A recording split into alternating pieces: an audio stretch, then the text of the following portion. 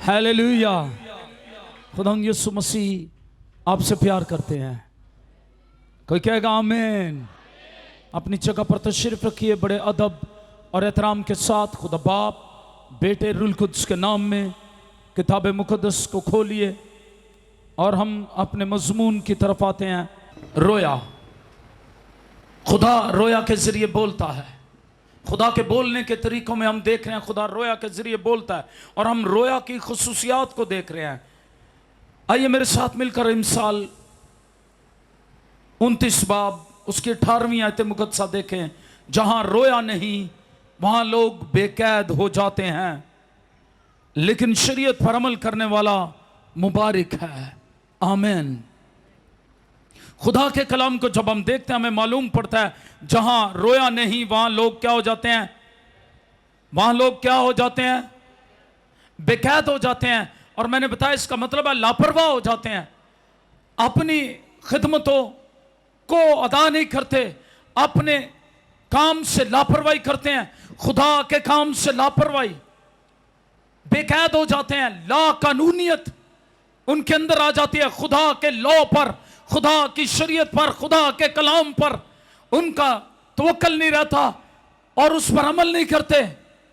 तब प्रॉब्लम्स आती हैं, मुश्किलात आते हैं, मसाइल से भर जाते हैं इंसान। जहां रोया नहीं वहां लोग लापरवाह हैं, बेकैद हैं, हलाक हो जाते हैं। और ये किधर को बात जाती है? हलाकत की तरफ। वहां लोग क्या हो जाते हैं? हलाक हो जाते हैं। तो मैंने बताया रोया एक कीमती खजाना है, लिहाजा खुदा किसी को रोया अता करने के लिए खासा मुतात होता है। क्योंकि रोया क्या है? मेरे साथ मिलकर कहें, रोया क्या है? एक कीमती खजाना है। आमीन। खुदा पोंछ देता है अपने काम का, खुदा आपको लेता है। और एक रोया रखने वाले शख्स की जिसे खुदा ने इस्तेमाल किया, बेहतरीन और वाज़ेह मिसाल योशुआ की जिंदगी से है। योशुआ बेहतरीन नमूना है, हम सीख रहे हैं योशुआ की जिंदगी से। पहली बात हमने सीखी, वो रोया रखने वाला शख्स, रोया की खुसूसियात ये हैं कि रोया रखने वाला शख्स आगे देखने वाला होता है।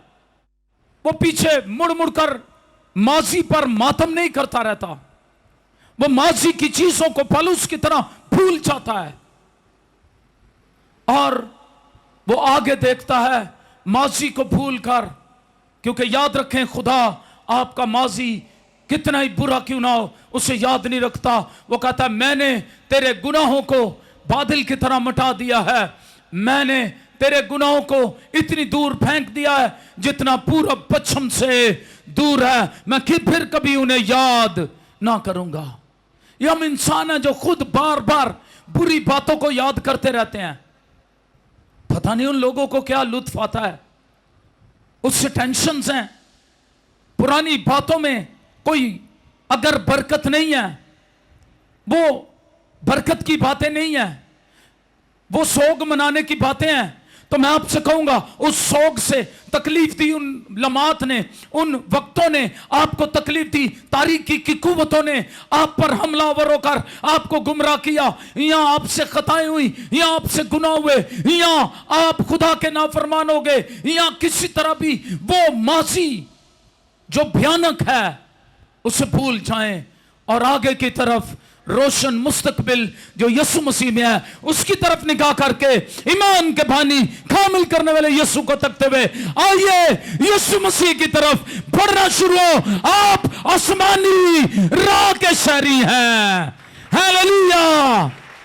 अपने माजी को भूल जाएं। रोया की पहली खुसूसियत यह है वो पीछे नहीं देखता, बल्कि रोया रखने वाला शख्स हमेशा आगे नजर करता है। और फिर हमने देखा दूसरी खुसूसियत इसकी देखी, किस तरह से रोया रखने वाला शख्स जो है वो कैसा होता है। रोया रखने वाला शख्स अपनी मिरास को हासिल करता है। किसको हासिल करता है? कौन हासिल करता है? रोया वाला शख्स। दूसरे मिरास भी हासिल नहीं कर सकते। हालांकि मिरास आपकी विरासत होती है, वो उससे भी हाथ धो बैठते हैं। वो बरकतें जो खुदा ने आपको दी हैं उनके लिए लाजमी आप फरमाबरदार रहें और जब तक आप फरमाबरदार नहीं रहेंगे उन बरकतों में जो खुदा ने आपको दी हैं, वो बरकतें रुकी रहेंगी, आप उन्हें हासिल नहीं कर सकते।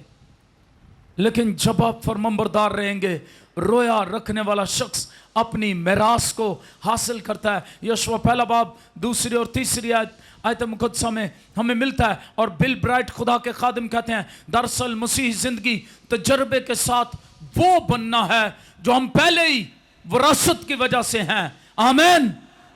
वो बनना है जो हम विरासत हमारे अंदर है। क्या है वो? हमें मसीह के हम शक्ल बनना है। खुदा के बेटे यीशु के अल्टीमेट गोल, एक बिलीवर का, एक ईमानदार का अल्टीमेट गोल ये है कि उससे दर्जा बदर्जा यीशु की सूरत पर खुदा बाप के इकलौते बेटे के हम शक्ल बनना है। आमीन। अपने रवैये में, अपने किरदार में, अपनी गुफ्तगू में, अपनी बातों में, तर्स खाने में, दुआएं करने में किसकी तरह का बनना है? यीशु की तरह का। रोया रखने वाला शख्स अपने अंदर ये बोझ रखता है। तीसरी बात हमने सीखी, रोया रखने वाला शख्स मुखालफत में दलेरी रखता है। वो दलेरी से खड़ा रहता है खुदा के साथ, और जिसके साथ खुदा है कौन उसका मुखालिफ हो सकता है? कोई कहेगा आमीन। रोया रखने वाला जानता है खुदा उसके साथ है। चौथी बात, यशवा पहला बाब 5वें आयत मुकद्दसा में खुदा ने यशवा से कहा, जैसे मैं मूसा के साथ था वैसे ही तेरे साथ रहूंगा। हमारे बाप ने वे वादा किया है, और वो ये है, वो हमसे कभी दस्तबरदार ना होगा और ना हमें छोड़ेगा। यीशु मसीह ने कहा, हमारे निजात दहिंदा ने, हमारे खुदावंद ने, हमारे आका ने, हमारे मालिक ने ये कहा, मैं अब से लेकर दुनिया के आखिर तक हमेशा तुम्हारे साथ हूं। हालेलुया। रोया रखने वाला शख्स, पांचवी बात, रहनुमाई करने की जुर्रत रखता है। क्या करता है? यशवा पहला बाब 7वें आयत में लिखा, फक्त दिलेर, मजबूत और नहायत दिलेर हो जा। कितना दिलेर होना है? नहायत दिलेर हो जा, मजबूत हो जा। Be strong and courageous. जब आप बी स्ट्रॉन्ग हो जाएंगे, करेज आपके अंदर होगी, खुदा आपके साथ है, आपको यकीन है खुदा आपके साथ है, आप खुदावंद में, गर्ज खुदावंद में, उसकी कुदरत के जोर में मजबूत होते जाएंगे। खुदा के सब हथियार बांध लो ताकि बुरे वक्त में इब्लीस के मंसूबों के मुकाबले में क्या रहो, कायम रह सको। हालेलुया।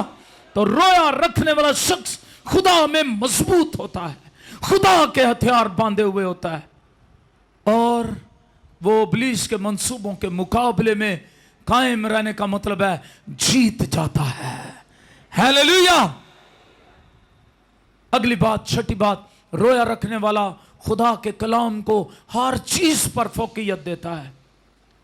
खुदा के कलाम को अपनी जिंदगी में अव्वल दर्जा देता है। खुदा का कलाम उसकी जिंदगी में अव्वल दर्जा रखता है, और वो खुदा के कलाम की पैरवी करता है। ये रोया रखने वाले शख्स की खुसूसियत है, और उस रोया की खुसूसियत है। सातवीं बात, रोया रखने वाले को अपना जाती यर्दन पार करना होता है। हर एक का जाती यर्दन है। यहोशू की जिंदगी से हम सीखेंगे। आइए तीसरा बाब, उसकी 17वीं आयत मुकद्दसा देखें। यहोशू की किताब अस्तिस्ना के बाद, तुरैत की 5 किताबों के बाद यहोशू की किताब शुरू होती है। उसका तीसरा बाब मेरे साथ मिलकर निकाले। उसकी 17वीं आयत मुकद्दसा। बनी इस्राएल दरिया यर्दन को पार करते हैं कैसे? रोया रखने वाला शख्स अपना जाती यर्दन जो है वो पार उसे करना होता है। उसकी रोया की यह खुसूसियत है। आइए जरा पढ़ें 17वीं आयत मुकद्दसा से। यहां पर यूं लिखा है,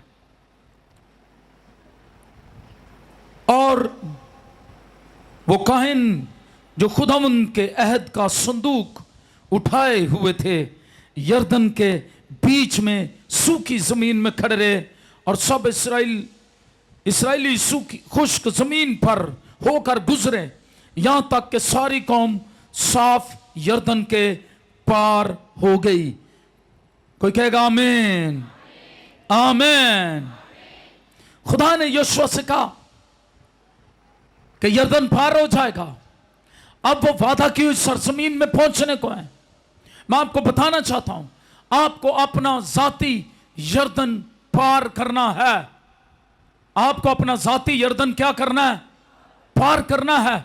यरदन को पार करने के लिए जब हम देखते हैं तीसरे बाब की पहली आयत मुकद्दसा से, तो फिर हमें तीसरे बाब में पूरे में पता चलता है, चौथे बाब में यादगारी के लिए पत्थर नस्ब किए जाते हैं दरिया यरदन को पार करने को। अब वो तैयार थे, लेकिन कैसे पार करें? दरिया यरदन को पार करने का वक्त था। याद रहे कि दरिया इस वक्त तुगयानी पर था। कायनों को हुक्म दिया गया कि ऐद के संदूक को उठाकर आगे आगे चलें। मैं आपको बताना चाहता हूं, दरिया यरदन कहां से आता था? दरिया यरदन गलील की झील से बहता हुआ आता, और ये दरिया यरदन जो है ये बहरे मुर्दार में, बहीरा मुर्दार में गिर जाता, और वहां पर पानी आगे कहीं नहीं जाता था, वहां ठहर जाता। अब दरिया यरदन को पार करना था, तुगयानी अरूज पर थी। कायनों को हुक्म दिया गया ऐद के संदूक को उठाकर आगे आगे चले, जैसा गिनती चौथे बाब में उसकी 115 आयत में लिखा है। अमूमन कोहाती जो थे वो ऐद के संदूक को उठाकर चलते थे, लेकिन इस खास मौके पर कायनों को उसे उठाने के लिए कहा गया। लोगों को हुक्म दिया गया कि वो फासले पर उसके पीछे चलें, लेकिन उस पर उनकी निगाह रहे, नजर किस पर रहे? ऐद के संदूक पर। कोई कहेगा आमीन। ऐद का संदूक मसीह के बारे में भेद को बयान करता है। हम उसकी जात के बारे में जान सकते हैं, लेकिन बड़े अदब के साथ, ताकि कहीं कोई बिदअत पैदा ना हो जाए। निगाह हमेशा मसीह पर जमी रहे, और जब हमारी निगाहें, जैसे उनको कहा गया तुम्हारी निगाह ऐद के संदूक पर जमी रहे, मैंने कहा ऐद का संदूक यीशु मसीह के बारे में बयान करता है। जब हमारी निगाहें यीशु मसीह पर जमी रहेंगी तो यकीन जाने ये हमें हमेशा फतह मिलती रहेगी। फतह का यकीन, ये बात हमें दिलाती रहेगी कि हमारा कप्तान जीता हुआ है और हर आजमाइश और मुश्किल से हमें निकाल सकता है। वो हर तूफान को रोक सकता है, वो हर यरदन को दो टुकड़े कर सकता है, वो तो बहरे कुलजम को दो हिस्से कर देता है। यरदन तो कुछ भी नहीं उसके लिए, लेकिन आपको अपने जाती यरदन को पार करना है। अब आपका जाती यरदन क्या है? आप मुझसे पूछेंगे हमारा जाती यरदन क्या है? आपका जाती यरदन आपकी प्रॉब्लम्स हैं, वो बातें जिनमें खुदा यीशु मसीह पर आपकी निगाह नहीं लगी हुई, वो तमाम चीजें हैं जिनके लिए आप बिलीव नहीं करते। सुनते तो हैं, कभी कभी लोग अपना मौजज़ा इसलिए नहीं पाते, वो सुनते हैं, खुदा मौजज़ात करता है, थोड़ा सा ईमान भी पैदा होता है और फिर वो खत्म हो जाता है। मुसलसल खुदा की रहनुमाई में चलते नहीं हैं। और क्या होता है मैं आपको बताना चाहता हूं, जब इस तरह होता है वो अपने जाती यरदन के पार खड़े रहते हैं। जब तक वो यरदन पार ना करते, अब वो आपको बताना चाहता हूं, सिर्फ 4 दिन पीछे थे अपनी मंजिल पर पहुंचने से। 40 साल में से यही 4 दिन कम थे। जब उन्होंने फसह मनाई थी 14 तारीख को और वो मिस्र से निकले थे, उसके 40 साल होने में अभी यही दिन कम थे जो वो यरदन के पार खड़े थे। जब तक वो यरदन पार ना करते, वो वादा किए हुए मुल्क की सरजमीन में कदम नहीं रख सकते थे। कभी कभी हम अपने मौजज़ात की दुनिया में जाना नहीं चाहते, हम खौफ खाते हैं। उस यरदन को पार करने के लिए लाजमी था काहिन ऐद के संदूक को उठाएं, लाजम था सारे लोग निगाह ऐद के संदूक पर रखें। आज भी लोग अपने मौजे इसलिए नहीं पाते क्योंकि उनकी निगाह खुदा पर, यीशु मसीह पर नहीं होती, उसके कलाम पर नहीं होती। वो लापरवाही से सब कुछ करना चाहते हैं। खुदा ने कहा इसमें कोई लापरवाही नहीं होनी चाहिए। ऐद का संदूक कायन उठाएंगे और उनके पांव जो ही पानी में टिकेंगे, ऐद का संदूक जाएगा, खुदा की हजूरी होगी तो पानी दो हिस्से होना शुरू हो जाएगा। ऐसा ही हो गया। हालेलुया। मैं आज आपसे कहूंगा, अगर आप बरकत पाना चाहते हैं, आपको अपना जाती यरदन पार करना होगा। एक शख्स के मुतल्लिक नए आदनामे में हम देखते हैं, वो आया और उसने क्या किया, आकर गिरकर यीशु मसीह को सजदा किया, अपने आप को उसके कदमों में डाल दिया। अपनी अना के बुत को तोड़ना होगा, दुआओं में झुकना होगा, आपको अपना जाती यरदन पार करना होगा, उन तमाम रुकावटों को तोड़ना होगा जो आपको खुदा की हजूरी से दूर रखती है। चाहे वो आपका बिजनेस है, चाहे वो आपकी कोई दिलचस्पी है, चाहे आपका शुगल है, चाहे कुछ भी है, your any hobby, your any business, your any thought, आपकी कोई सोच, आपका कोई बिजनेस, आपका कोई मशगला जो आपको यरदन से पार खड़े रखता है, आपका मौजज़ा रसीद करने से रोकता है, उस मौजज़े को हासिल करने के लिए आपको आपका जाती यरदन पार करना होगा, फिर मौजज़ा आपके लिए जारी हो जाएगा। Hallelujah, hallelujah. वो वादा की उस सरजमीन में दाखिल हो गए जब उन्होंने यरदन को पार कर लिया। खुदा आपको मौजज़ात की दुनिया में ऊंचा करना चाहता है। कोई ऊंची आवाज में कहेगा आमीन। दोनों हाथ खड़े करके आमीन। आप जो मुझे जोशुआ टीवी पर देख रहे हैं, पूरी दुनिया में मैं आपसे कहूंगा, हमारे साथ रहें, इन टच रहें। आप ये ना सोचो आप घर में हैं और आपको हाथ खड़े करके आमीन कहने की जरूरत नहीं है, आपको भी जरूरत है। आमीन का मतलब ऐसा ही हो मेरी जिंदगी में, मैं कबूल करता हूं। तो रोया रखने वाला शख्स अपना जाती यरदन पार करता है, उसे लाजिम है वो जाती यरदन पार करे, क्योंकि उसके और उसके मौजज़े के दरमियान एक यरदन है। लाजिम है उसकी निगाहें खुदा पर रहें, लाजिम है वो मुसलसल वक्त मखसूस करके, जगह मखसूस करके खुदा की हजूरी में बैठे। मैं आपको बताना चाहता हूं, बहुत से लोगों ने खुदा की बरकत को इस असूल के तहत हासिल किया है। मेरे एक उस्ताद थे, वो कई साल से भांज थे, वो और उसकी बीवी, वो भांज था जोड़ा, और वो कहते हैं मैंने टाइम मखसूस कर लिया। डॉक्टर निकोलस फ्रांसिस उनका नाम है, म्यूजिक के उस्ताद थे, बल्कि हैं अभी।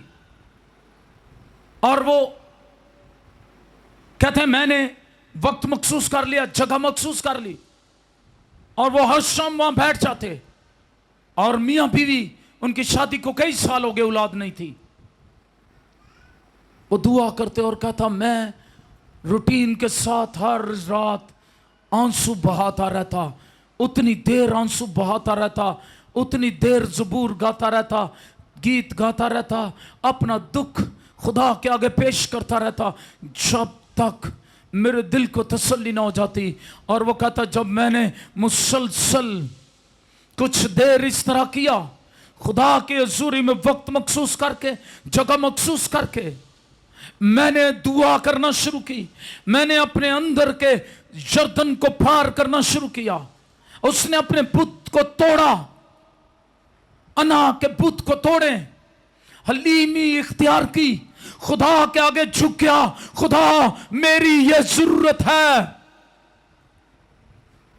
तू उसे पूरा कर सकता है, मैं इस दुनिया से ऐसे नहीं जाना चाहता। मालूम है ये गवाही बहुत बड़ी है, इसलिए भी रूल कुछ ने मेरे दिल में डाल दी। क्या हुआ? एक नहीं, जुड़वा बच्चे पैदा हुए, 2 बेटे खुदा ने दे दिए एक की जगह। कहा ये ले, तेरा सारा उधार चुका दिया मैंने। Hallelujah, hallelujah. और भी बहुत सारे लोग हैं। यहां हमारी बेटी है सबा और शहबाज, उनको शादी को कुछ देर हो गई और कोई उम्मीद नहीं थी औलाद की। डॉक्टर्स ने बताया पानी की थैलियां हैं, ये है वो है, प्रॉब्लम्स बताए। लेकिन क्या हुआ, मैं जब उस बेटे शहबाज से मिला और सबा से, मैंने उनको कहा कि हल है, हम हर शाम 8 बजे यहां दुआ करते हैं, खुदा की हजूरी में आओ। सबा और शहबाज अगर बैठे अपने हाथ हिला दें। कितने दिन आप आए? 15 दिन। 15 दिन मुसलसल आए और खुदा ने कलाम किया, खुदा ने कलाम किया इनके लिए। और उस दिन ये टूटे हुए थे, रो रहे थे दोनों मियां बीवी यहां खुदा की हजूरी में घुटनों के बल होकर। इन्होंने उस दिन अपना जाती यर्दन पार किया और खुदा ने कलाम किया और मैंने कहा तुम्हें बरकत मिल गई है, जाओ अपने टेस्ट कराओ। और जब इन्होंने टेस्ट कराए खुदा ने इन्हें बरकत दी। अभी उनकी गोद में खूबसूरत बेटा गैब्रियल है। खुदा सब कुछ कर सकता है, खुदा कमजोर नहीं है। कलाम कहता है उसका कान भारी नहीं हो गया। भारी का मतलब है बहरा, ऊंचा सुनने वाला। उसका कान भारी नहीं हो गया कि तुम्हारी दुआ नहीं सुनता। उसका हाथ छोटा नहीं हो गया कि बचा ना सके। यह प्रॉब्लम खुदा का नहीं है। आगे पता क्या लिखा है? खुदा का हाथ छोटा नहीं हो गया, उसका कान भारी नहीं हो गया, बल्कि तुम्हारी बदकिरदारी ने ऐसा किया है, तुम्हारी हठ धर्मी ने ऐसा किया है कि अब खुदा और तुम्हारे दरमियान एक खलीज है। उस खलीज को तुम्हें भरना है, अपने साथी यर्दन को पार करना है। तुम्हारी बदकिरदारी के सबब से ऐसा है कि अब खुदा तुम्हारी नहीं सुनता। उस यर्दन को पार करना है, गुनाहों का इकरार करना है जो गुनाह आपकी बरकतों को रोके हुए हैं। उन चीजों को हटाना है। ऐद के संदूक यीशु मसीह पर अपनी निगाह रख के हलीम होकर उसके कदमों में गिर जाएं। आपको अपना जाती यर्दन पार करना है। खुदा आपको मौजज़ात की दुनिया में ऊंचा करना चाहता है। हालेलुया। आपके लिए मौजज़ा हो जाएगा, नामुमकिन मुमकिन हो जाएगा। Because our God is God of impossibilities. हमारा खुदा नामुमकिनात का खुदा है। हालेलुया। अपने आप को ऐसे आलम में ले जाने की इजाजत दें जहां आपकी जिंदगी और खिदमत में ऐसे वाकयात हों जिनकी तशरीह सिर्फ खुदा ही कर सकता हो। हालेलुया। उनकी तशरीह भी आपसे नहीं हो सकती, किसी इंसान से नहीं, क्योंकि आप ऐसे रूहानी आलम में चले जाते हैं जहां आपकी जिंदगी और खिदमत में ऐसे वाकयात, ऐसे मौजज़े होंगे जिनकी तशरीह खुदा ही कर सकता है। Hallelujah, hallelujah. खुदा हैरत अंगेज काम करता है। वो यही काम आपकी जिंदगी में भी करना चाहता है। आपको आप अपना जाती यर्दन पार करना है। उन्हें खुदा का हुक्म मानना था, लाजिम था। वायद का संदूक उठाते और आज को हाथी नहीं बल्कि काहिन उठाते। कभी कभी हम अपने फार्मूले लगाते हैं, वो भी अपना फार्मूला लगा सकते हैं। खुदावंद यहोशू को कहते जब मूसा था तब तो कोहाती ऐद का संदूक उठाते थे। यहोशू तूने क्यों कहा काहिन आज उठाएंगे? काहिन क्यों उठाएंगे आज? ऊंजे दे काहिन होंदे हो या आकड़ जाते, जिस तरह आज का ईमानदार आकड़ जाता है। आकड़ ही नहीं जाती होती। बरकतें इसलिए नहीं है, बहाली इसलिए नहीं आती, आकड़ नहीं जाती। काहिन नहीं आकड़ जाते, ऐसा नहीं उठाना। क्या होता? मौजज़ा होता, दरिया यर्दन दो इससे होता।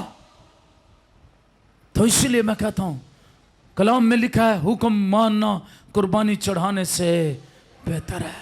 को जंज दे आंकड़े देने वो चर्ची नहीं आंदे, वो खुदा नाल ही आंकड़े देने। आपको अपना जाती यर्दन पार करना है। याद रखें खुदा के सूरी को महसूस करते हुए निगाहें खुदा पर रखनी है। वो चाहता है कि आपको मुस्तकबिल की रोया का हासिल करने वाला बना दे। आमीन। वो चाहता आपका मुस्तकबिल ताबनाक हो जाए, वो चाहता आप बड़े आदमी बन जाए, वो चाहता आप इस जमीन पर मुबारक कहलाएं, वो चाहता आप इस जमीन पर बरकत वाले कहलाएं, वो चाहता आप इस जमीन पर कुदरत से, उसकी मोहब्बत से, उसके पड़े हुए हाथ से छुए जाएं और बरकत पाएं। Hallelujah. No, it depends upon you what you want. इसलिए वादा किए मुल्क में दाखिल होते हुए एक और बात खुदा ने कही, अगर तुम राजी हो, क्या हो, तो उस मुल्क के अच्छे अच्छे फल खाओगे। आपका राजी होना बड़ा जरूरी है खुदा के साथ। आमीन। तो आज अपनी नाराजगी को खत्म करें खुदा के साथ। अगर आप बरकत पाना चाहते हैं, खुदा आपसे प्यार करता है। हाथ उठा करके खुदा मुझसे प्यार करता है। मुझे अपने जाती यर्दन को पार करना है, मुझे खुदा की बात को मानना है, मैं खुदा के साथ चलने के लिए तैयार हूं। आमीन, आमीन। 8वीं बात, रोया रखने वाले पर खुदा का ऐसा निशान होता है जिसका इनकार नहीं किया जा सकता। यशवा 5वां बाब 9वीं आयत मुकद्दसा देखें। यशवा 5वां बाब उसकी 9वीं आयत मुकद्दसा। मेरे साथ मिलकर किताबे मुकद्दस खोलें। अगर आप घरों में भी बैठे हुए हैं तब भी मेरे साथ मिलकर खुदा के जिंदगी बख्श कलाम को खोलें। बाइबल मेरी सच्ची है, वादों की ये पक्की है, ये बदली नहीं, बल्कि जो इसको पढ़ते हैं ये उनकी जिंदगियों को बदल देती है। हालेलुया। शुक्रगुजारी के साथ इसको खोलें। रोया रखने वाले पर खुदा का ऐसा निशान होता है जिसका इनकार नहीं किया जा सकता। यशवा 5वां बाब उसकी 9वीं आयत मुकद्दसा पढ़ेंगे हम। फिर खुदा ने यहोशू से कहा कि आज के दिन मैंने मिस्र की मलामत को तुम पर से ढलका दिया, इसी सबब से आज के दिन तक उस जगह का नाम जुलजाल है। आमीन। इसका क्या मतलब है? जुलजाल का मतलब है ढलका देना, मलामत को खत्म कर देना। कोई कहेगा आमीन। इससे पहले कि हम जंग में खुदा की नुमाइंदगी करें, हमें ऐद का निशान हासिल करना होता है। इन्हें भी ऐद का निशान हासिल करना था। और वो क्या था? 5वां बाब आप पढ़ें घर जाके। और वो क्या था निशान जो इन्हें हासिल करना था, जिसका इनकार नहीं किया जा सकता। कभी कभी हम इनकार करते हैं। मैं यहां पर बताना चाहता हूं, 5वें बाब के शुरू में वो निशान बताया गया और खुदा ने कहा जब तुम ऐसा करोगे, इस जगह पर जहां तुम हो इसका नाम जुलजाल है। जुलजाल का मतलब है ढलका देना, शर्मिंदगी, मलामत को ढलका देना, खत्म कर देना। खुदा उनसे फिर से ऐद बांधना चाहता था। इससे पहले वो वादा किए वो मुल्क में उसको जलाल दें, उनको खतना कराना था, क्योंकि पिछले 40 साल से जब वो मिस्र से निकले थे, बियाबान में उनका खतना नहीं हुआ, खुदा के ऐद को दोहराया नहीं गया, ईद फसा मनाई नहीं गई। लाजिम था ईद फसा मनाने से पहले वो खतना कराते, खुदा के ऐद को याद करते जो उसने अब्राहम से बांधा था। खुदा के वादों को याद करें। अगर जोशुआ आज थोड़ी देर और वो गीत गाता, वादों का सच्चा खुदा उतरा है यहां, तो जब वो गीत गाया जाता है मैं बहुत नाचता हूं, क्योंकि मैं जानता हूं मेरा खुदा ऐद का सच्चा है, वादों का सच्चा खुदा है। वो इसलिए वादों का सच्चा है क्योंकि अगर वो वादे पूरे ना करे तो ये उसकी रेपुटेशन का मामला है, और वो अपनी रेपुटेशन खराब नहीं करता, ना होने देता है, ना किसी को खराब करने की इजाजत देता है। वो वादों का सच्चा खुदा है, जो वादा करता है उसे पूरा करता है। ये खुशी मेरे अंदर आ जाती है। वो अहद का खुदा है, जो अहद बांधता है उसे पूरा करता, उसे याद रखता है। इसलिए इनको ये इस अहद पर अमल करना था। इसी तरह हमें नए अहदनामे में आज हम मजहब की तरफ नहीं आएंगे, खतने की तरफ नहीं आना चाहते। हमें पाकरू को इजाजत देनी होगी कि हमारी जिंदगियों की चराही करे, ऑपरेशन करे, जिस्म का काम और तमाम नफ्सियात जो खुदा के कलाम के खिलाफ है, तमाम नफ्सियात को हमसे दूर करे। जो कुछ हमारी जिंदगियों में नापाक है उसे हमारी जिंदगी से खत्म करे, ताकि उसके सच्चे वादे हमारी जिंदगी में पूरे हो सके। हालेलुया। आज रूहानी खतने की जरूरत है। पौलुस रसूल कहता बदन का नहीं, अपने दिलों का खतना करके खुदा की तरफ रुजू लाओ। अब पाकरू को इजाजत देनी है, वो दिलों का खतना करे, वो जिंदगियों को पाक करे, वो हमें खुदा के जलाल के लिए तैयार करे, ताकि हमारी रोया को नई जला मिल जाए, हमारी रोया खुदा के साथ और कनेक्ट हो जाए। हम उस बोझ और रोया में जो खुदा ने हमें खिदमतें दी हैं उसमें आगे बढ़ सकें, हम उस रोया को लेकर बरकतें हासिल कर सकें, और खुदा ने मुस्तकबिल में जो बरकतें हमारे लिए रखी हैं हम उनको रिसीव कर सकें। Hallelujah, hallelujah, hallelujah. एक और बात करेंगे, फिर इस टॉपिक को अगले संडे पर ले जाएंगे। खुदा मुझसे और आपसे प्यार करता है। हाथ उठा कर कहें आमेन, आमेन। खुदा मुझसे और आपसे प्यार करता है। कहें प्यार करता है। इब्लीस का, मैं बार बार ये फिक्र इसलिए कहता हूं, इब्लीस का एक बड़ा मंसूबा है। जो कुछ कलाम सुनाया जा रहा होता है वो कहता है तेरे रास्ते नहीं है, और कभी कभी तो हम साथ वाले को हुज्जे भी मारते हैं बकायदा, कहते सुनिए ही तेनू पादरी साहब कहन दे।